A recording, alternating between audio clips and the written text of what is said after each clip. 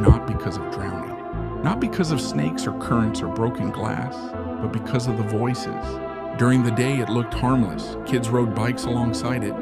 Teenagers drank there at night. Everyone pretended it was just another piece of infrastructure, but locals knew better. This story isn't told by someone who lived it. It's told by people who watched it unfold, helplessly, over the course of one summer. It started with a boy named Mateo. Mateo was 8 years old, the kind of kid who never stopped talking. He lived with his parents and younger sister in a small house a few blocks from the canal. His mother worked late shifts at a bakery. His father drove trucks across state lines and was gone most nights. On evenings when his parents were busy, Mateo played outside with the neighborhood kids until the streetlights flickered on. That summer, a heat wave settled over the town. Nights stayed hot, windows were open, sound traveled. That's when people began hearing it. At first, it sounded harmless. A woman's voice calling out softly from the canal. "Mijo, come here." Parents assumed it was someone nearby calling their child. No one thought much of it. Sound echoed strangely over the water until one night, a woman named Rosa heard her own voice calling back. The voice came from outside, drifting in through the open window. It sounded strained, wet, familiar, too familiar. Her husband was sitting at the table. He looked up at her. "Did you hear that?" he asked. Rosa swallowed. That sounded like me." They stepped outside together. The street was empty.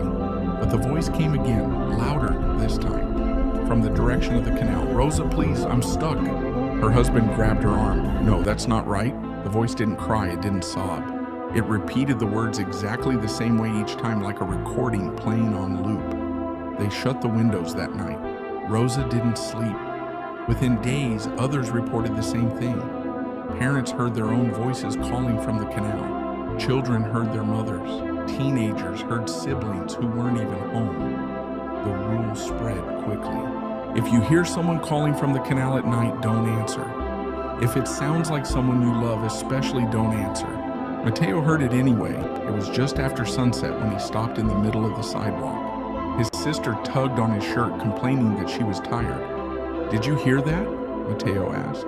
"Mijo, come help me." Mateo stepped toward before his sister could stop him. She screamed for the neighbor. By the time adults reached the edge of the water, Mateo was standing inches from it, staring down. His mother was at work. Everyone knew that. The voice coming from the canal sounded exactly like her. Same tired tone, same gentle impatience. "Mateo," it said, "I fell. I can't get out."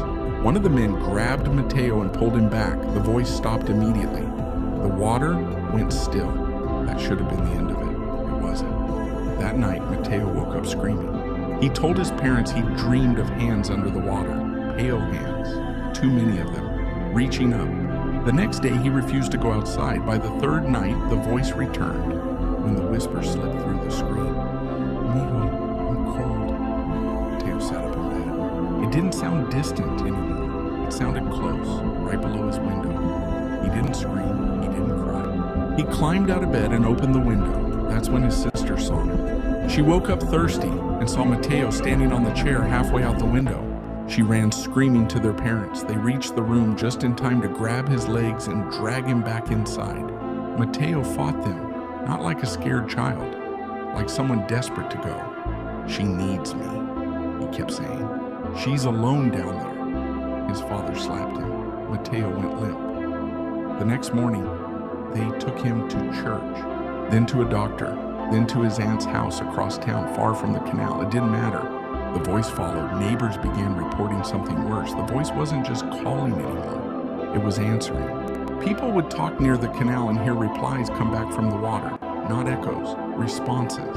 A man cursed under his breath and heard his dead brother laugh back at him. A woman cried and heard her daughter, who had drowned in that canal 15 years earlier, tell her it was okay now. Old stories resurfaced.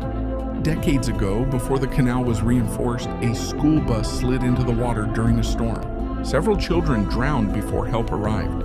Their bodies were recovered, but locals whispered that something stayed behind. Something learned. Mateo disappeared 3 weeks later. His aunt swore she locked the doors, swore she heard nothing. The back gate was open. The search party found his shoes neatly placed by the canal. No footprints, no struggle, just faint drag marks leading into the water, stopping abruptly at the edge. The voice stopped after that.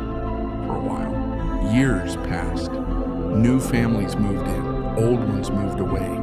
The canal remained.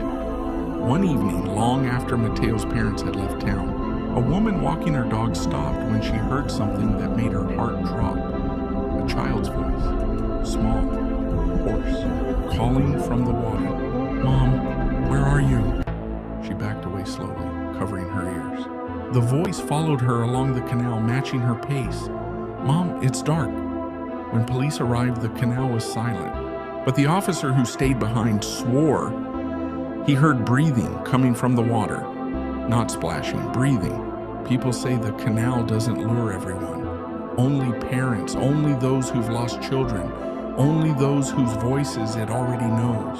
And sometimes late at night when the town is quiet and the water barely moves, the canal practices. Repeating names, learning voices, waiting for someone to answer.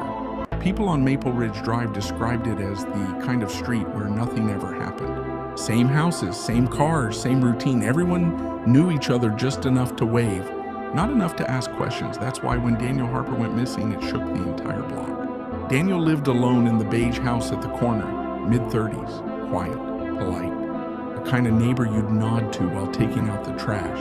He worked from home, ordered groceries, and kept his blinds half closed. No one noticed anything wrong at first. His car was still there. His porch light still